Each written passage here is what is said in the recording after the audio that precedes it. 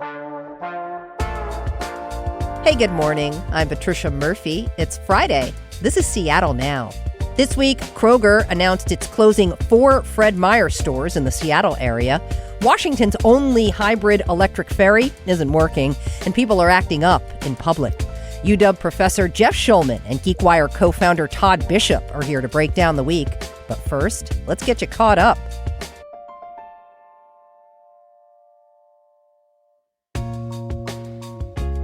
You may recall the swarm of more than 1,000 small earthquakes near Mount Rainier this summer.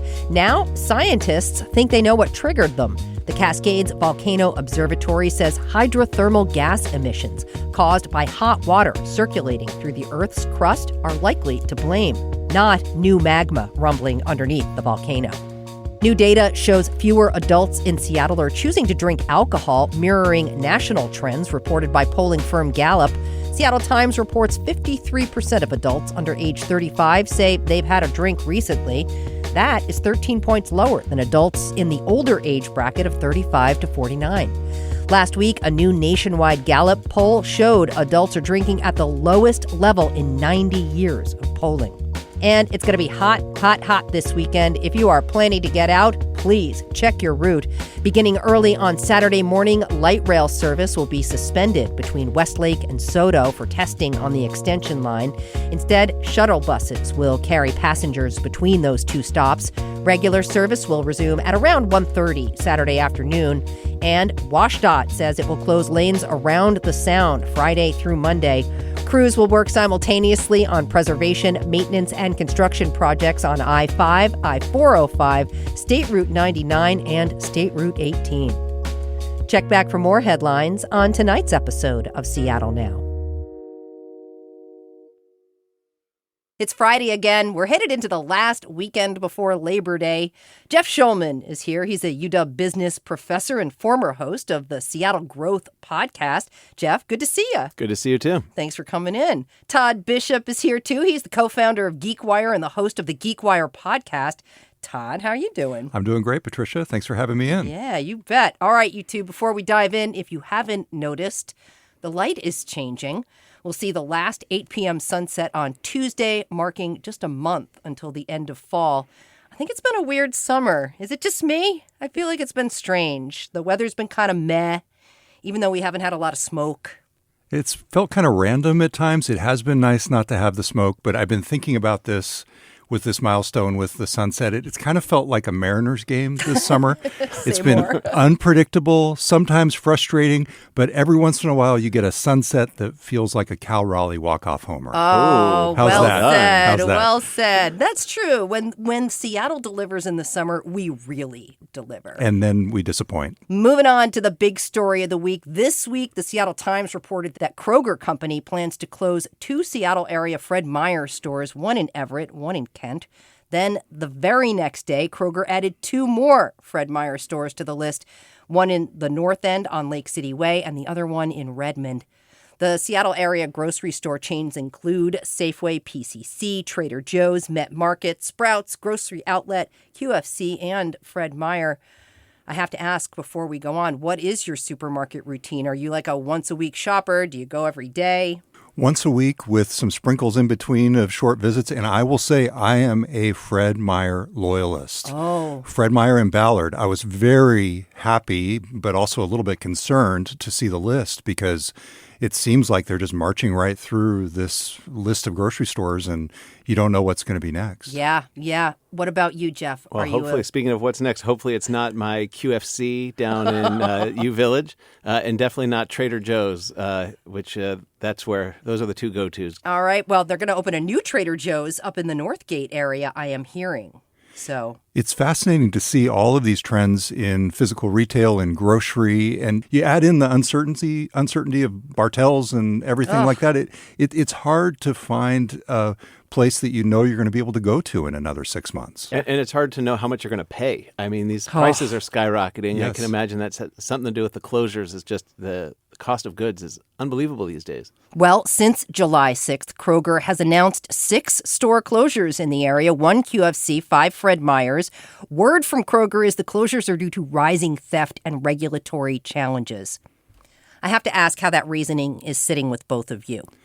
Well, the Seattle Times did a good job digging into this at one of the stores and found that, in fact, the rates of theft had gone down despite the claims of the chain. So some of this seems like it's a little bit thin in terms of the reasoning, and it seems like there's some larger business trends happening here that are being justified by statements about the local market. Yeah. Did you buy it, Jeff? Well, I mean, it's the classic, it's not me, it's you. Not usually how you break up with somebody, but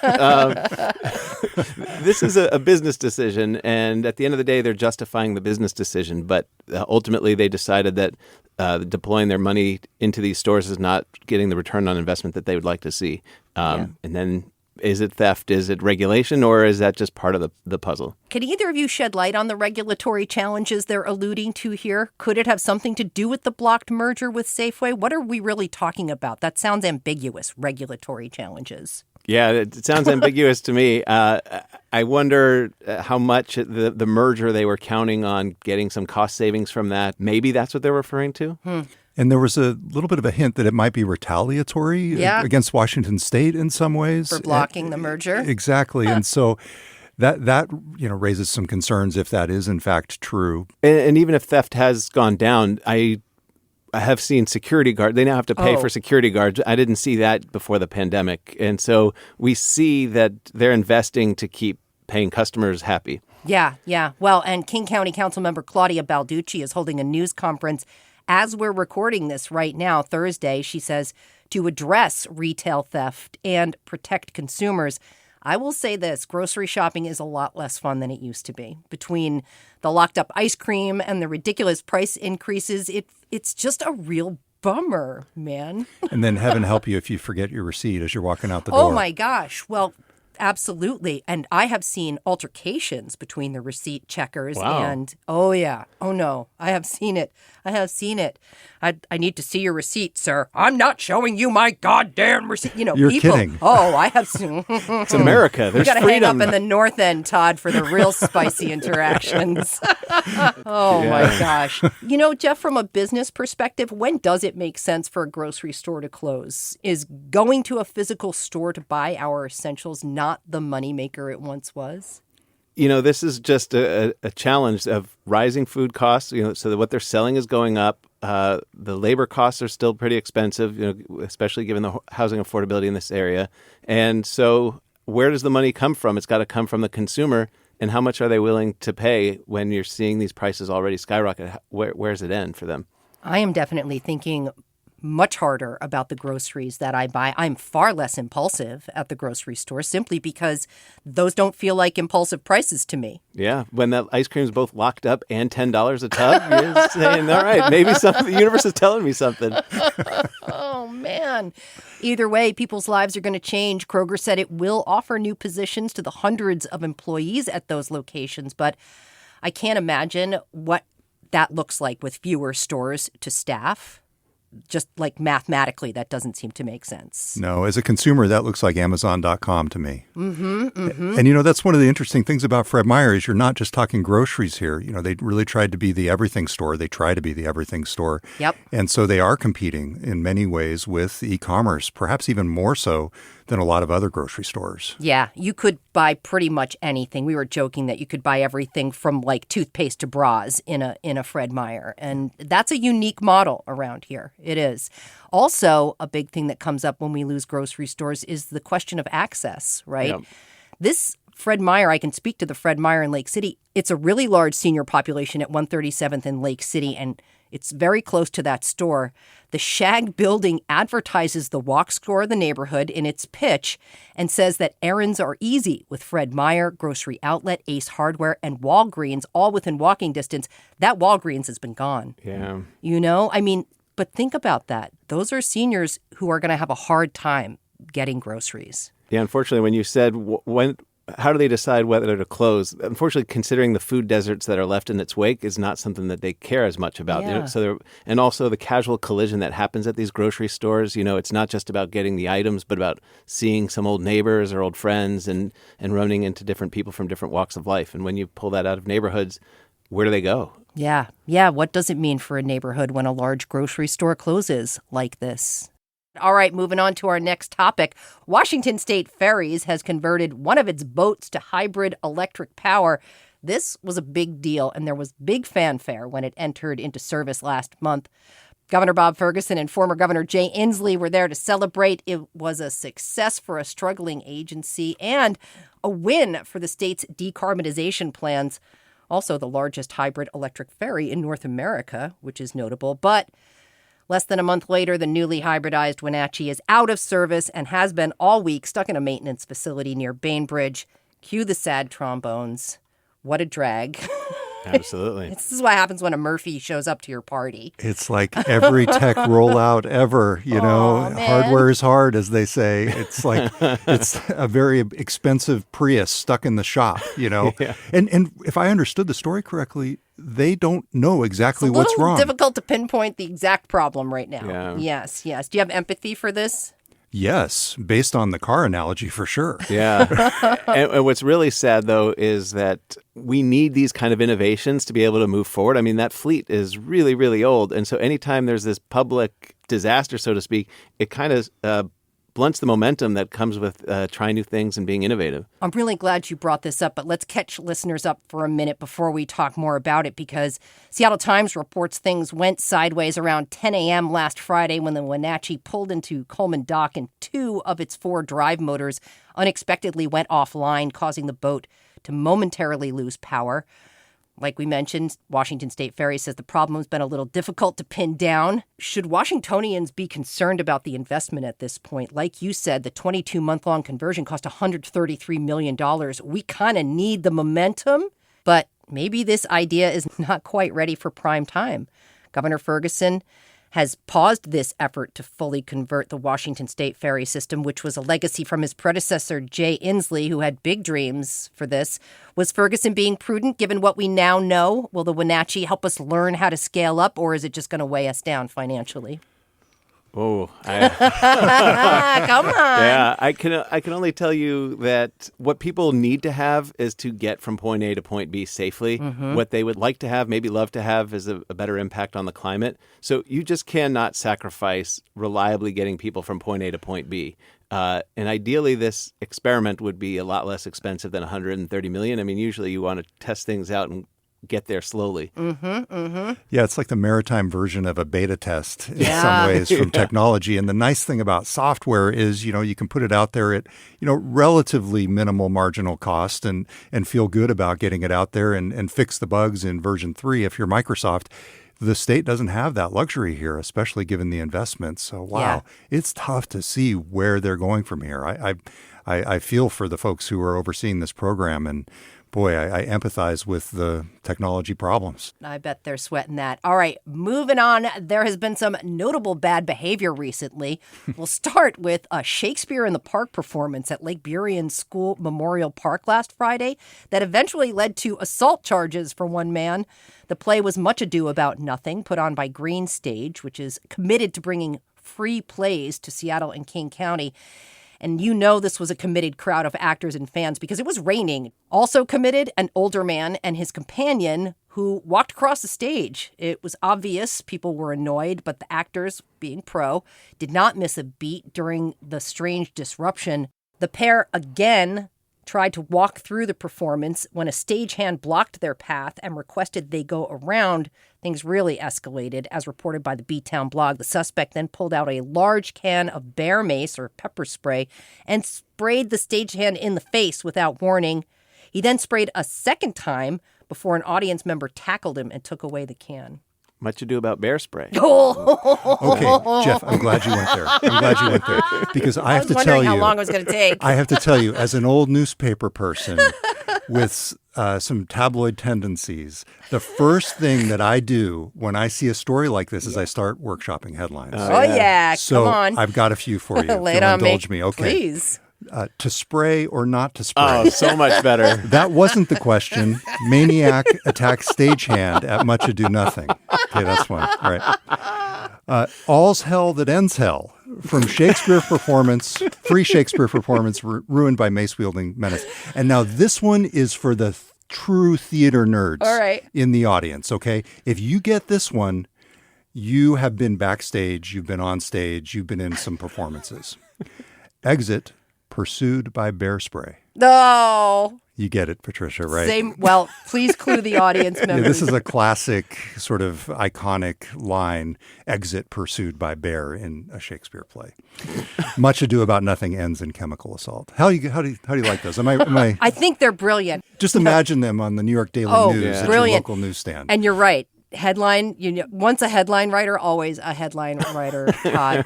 A witness told the B-Town blog, "Would thou wert clean enough to spit upon?" Which, of course, means if you were good enough, I'd spit upon you. Props to the B-Town blog totally. For not taking it too seriously. Well, and, it could have gone worse. They did put the play back on Saturday in Woodland Park. So, continuing with our theme of bad behavior, though, my goodness, George R.R. Martin. George R.R. Martin was on a sci-fi writers panel at Seattle Worldcon 2025.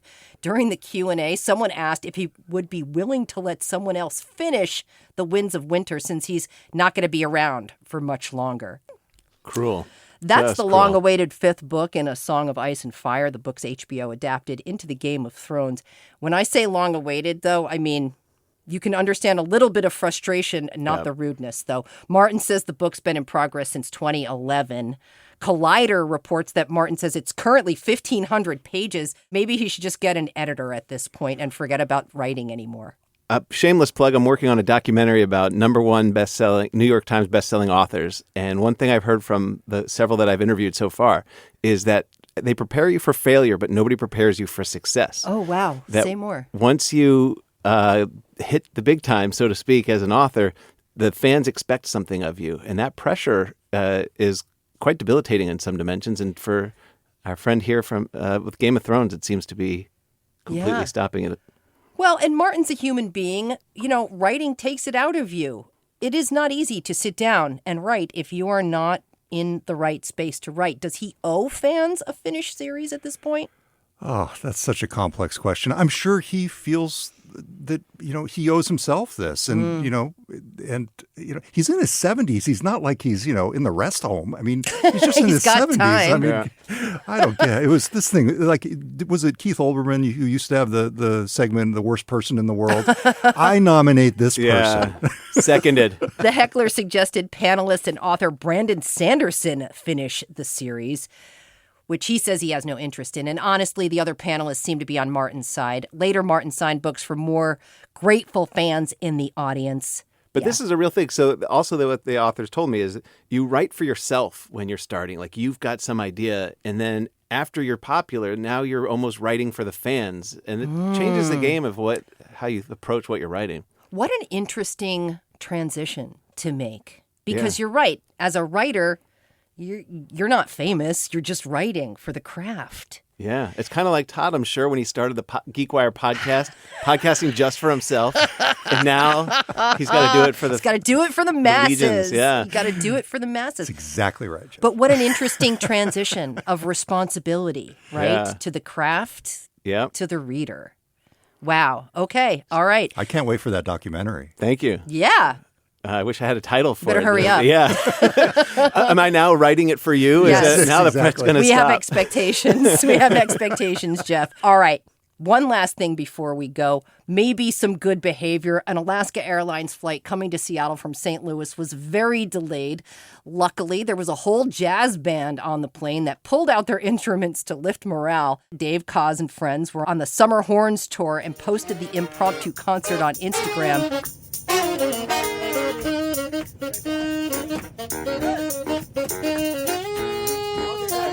In it, people are jamming as they played a Stevie Wonder song. These guys are pros, so this is a good jam. But I also noticed a guy in the front who had his little earbuds in who did not seem entertained. Was this the right choice for a plane full of weary, delayed travelers? I remind you that they're horns. Yes. I was good with the tenor sax, the baritone sax in the back. When they pulled out the trombone and the trumpet and added that to the mix, I felt a little bit bad for that guy. I saw the exact same guy. And I thought, that would be me. As someone who enjoys the sensory crowd, I was a little like, ooh. I always love music. I love a good party. So I'm kind of in the pro camp. Like, okay. Bring out some cheer. This is a bad situation. Now, that's if the trombone is not like right in my ear. That's like I need that caveat. Dave Koz was interviewed by the Associated Press, and he said, one more song would have been too much. So it's always one more song. It's always just one more, Todd. We can probably all agree the real villain here is the airline. And we're going to leave it there. Jeff Shulman is a business professor at the University of Washington. Todd Bishop is co-founder of Geekwire. Thanks, Todd. Thanks, Patricia. Thanks, Jeff. Thank you.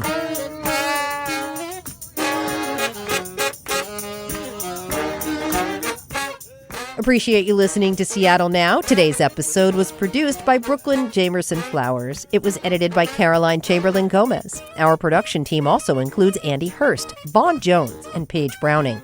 Greg Kramer does our theme music. Seattle Now and KUOW Public Radio are members of the NPR network. I'm Patricia Murphy. See you soon.